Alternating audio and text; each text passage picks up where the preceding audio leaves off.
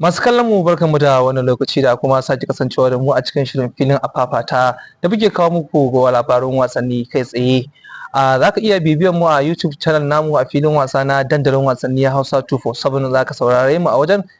Kuma za mu tattauna ne akan batun wato kofin zakarin nahiyar Turai wato Champions League wanda za a fafata a wannan makon. Za a yi karin batta tsakanin ƙungiyar ƙwallon kafa ta Liverpool da kuma ƙungiyar ƙwallon kafa ta Real Madrid ta ƙasar Andalus. Sunana Usaini Suleiman Lere tare da Shamsuddin Abubakar Sadauki. To Shamsuddin, za mu duba batu ne akan wannan wasa da za a fafata tsakanin ƙungiyar ƙwallon kafa ta Real Madrid da kuma ƙungiyar ƙwallon kafa ta Liverpool. An fafata wasa tsakanin su da ƙungiyar ƙwallon kafa ta Real Madrid wasa 10 a tsakanin su. Madrid ta ci 7, Liverpool ta ci 2 yayin da suka yi canjarar su 1. Kuma idan ba a manta ba a shekarar 2009 ƙungiyar ƙwallon kafa ta Liverpool da Real Madrid sun yi karon batta a lokacin Steven Gerrard wanda aka yi ma ƙungiyar ƙwallon kafa ta Real Madrid wankan jego a filin wasa na Santiago Bernabeu. Daga bisani kuwa a baya-bayan lokacin da Cristiano Ronaldo suka zo wasan nan su ma suka doke ƙungiyar ƙwallon kafa ta Liverpool a wasan da suka fafata a filin wasa na Anfield. Kuma a lokacin Zidane da lokacin Carlos Ancelotti an yi ma ƙungiyar ƙwallon kafa ta Liverpool bugun sukaran Lagos wanda ko a baya-bayan da suka fafata a filin wasa na Anfield an doke ƙungiyar ƙwallon kafa ta Liverpool ci 5-2 a wasan da suka fafata. Liverpool ta fara cin ƙwallo guda 2 daga bisani kuwa ƙungiyar ƙwallon kafa ta Real Madrid ta farke wannan ƙwallayen ta ci su a daɗe ƙwallaye guda 5 a ragar ƙungiyar ƙwallon kafa ta Liverpool a gaban magabatansu a Anfield. Gashi kuma yanzu za su ƙara karan batta. Liverpool su ne na ɗaya a cibirar gasar zakaran nahiyar Turai, suna da mataki na ɗaya. Real Madrid tana da mataki na 18 a wannan teburin. Ta yi rashin nasara a hannun ƙungiyar ƙwallon kafa ta AC Milan da kuma ƙungiyar ƙwallon kafa ta Lille a wasan da suka fafata. Magoya bayan Madrid sun shiga wani yanayi sosai a wannan wasa. Ya kake kallon wannan wasan? To Usaini Ozil barin fara da su ƙungiyar ƙwallon kafa ta Liverpool. Kamar yadda muka sani ƙungiyar ƙwallon kafa ta Liverpool a yanzu suna kan sharafin su. Yan wasa ne wa'inda zamu iya cewa yanzu haka fa ba za mu duba tarihi, duk da ƙwallon kafa dole za a duba tarihi, amma a wannan kaka ƙungiyar ƙwallon kafa ta Liverpool ta fi garanti akan kungiyar ƙwallon kafa ta Real Madrid. Dalili kuwa shine idan muka yi duba da teburin da ake a Champions League a wannan zakarin nahiyar Turai, abu ne wanda kungiyar ƙwallon kafa ta Liverpool ita ce na ɗaya, kuma kungiyar ƙwallon kafa ta Real Madrid ba ta kan sharafinta akan kungiyar ƙwallon kafa ta Liverpool. Idan muka yi duba da wasan da suka fafata da Lille, irin dukan tsiya da Lille ta musu, kaga Lille karaman kungiya ce amma kuma ta ci Real Madrid a wannan wasa da aka buga. Kuma Liverpool ba za su yi sake ba, duba da cewa akwai tarihi akan su a tsakanin su da kungiyar ƙwallon kafa ta Real Madrid. Su yi iya kokarin su dan ganin cewa sun doke wannan kungiya ta Real Madrid idan za a fafata a wannan wasa da za a buga. A sabon coach ne kungiyar ƙwallon kafa ta Liverpool Arne Slot wanda shi yake jira gaban tebur gasar Premier, ya ba Manchester City maki 8 rage a gasar Premier. To wasu na ganin cewa Madrid tana La Liga tana mataki na 2, Barcelona ta ba ta tazaran maki 4.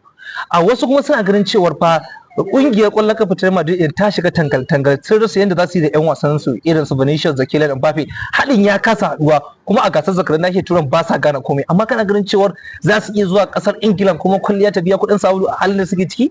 To Usaini Ozil kungiyar ƙwallon kafa ta Real Madrid kamar yadda muka sani suna da hadari kwarai da gaske musamman a gasar zakarin nahiyar Turai. Mun ga irin abubuwan da suka faru shekarun da suka wuce, su ne wayanda suka fi kowa cin wannan gasa ta Champions League, kuma komai zai iya faruwa duba da cewa wannan kungiya ce wacce take da hatsari, sun fi kowa iya buga wannan kofi da ake fafatawa ta Champions League. To amma abin da zamu duba shine yanzu a wannan kakan wani hali kungiyar ƙwallon kafa ta Real Madrid take ciki, sannan wani hali kungiyar ƙwallon kafa ta Liverpool take ciki. Kungiyar Liverpool ta fi kowa kokari a wannan kaka idan muka duba da Premier League da ake fafatawa a halin yanzu, su ne na ɗaya a tebur, sannan a wannan gasa da ake fafatawa su ne na ɗaya. To kaga zuwa su je su ma kungiyar ƙwallon kafa ta Liverpool dukan tsiya Real Madrid abu ne mai matukar wahala, duk da mun ga cewa irin kokarin da yanzu shi kanshi wanda suka so wato Mbappe baya kokari kwarai da gaske, amma kuma mun ga irin wasan da aka fafata ba da dadewa ba, wasan su da suka buga na La Liga, mun ga irin bajintan da yi, ko ya fara ganewa ko bai gane ba, amma kungiyar ƙwallon kafa ta Liverpool fa ita ma ba kan wallasa bane, duba da cewa ita ma yanzu tana kan sharafinta. To a batu a magoya baya da yawa yan adawa irin su Yusuf Mai Takalmi da sauran wasu magoya baya yan adawa suna cewar fa kungiyar ƙwallon kafa ta Madrid wannan shekaran fa na biyan bashi ne. Duk wanda ya ci bashi a shekarun baya ga Diola ma an gani ya fara biya tun yanzu, ya yi rashin wasa guda 5 a wasan da ya buga. To wasu kuma suna ganin cewa Madrid din fa lalle sun buga Liverpool, sun buge su sosai, kuma wannan shekarar a Anfield Madrid za su biya wannan bashin. Shi yasa ma na zagaya na je na nemo magoya bayan Liverpool din da kuma wasu 'yan adawa har da na Madrid din. Soke sai ka ba an ya gaba, saboda yanzu zamani ne muke da karya tarihi. Duk wani tarihi da ake yi za mu karya shi. Wanne kuma an tilwa su. Mu an tilwa tarihi. duk wanda ya zo gaskiya sai ya ta balle Madrid a halin da take ciki yanzu in ne ba mu ci ta yanzu ba gaskiya ba za mu taɓa ci ta ba. Gaskiya wannan wasan da za mu buga Liverpool ai rekord ba ƙarya ba ne. Mun riga da mun fi ƙarfin su haɗuwa dubu ne tsakanin mu da Liverpool.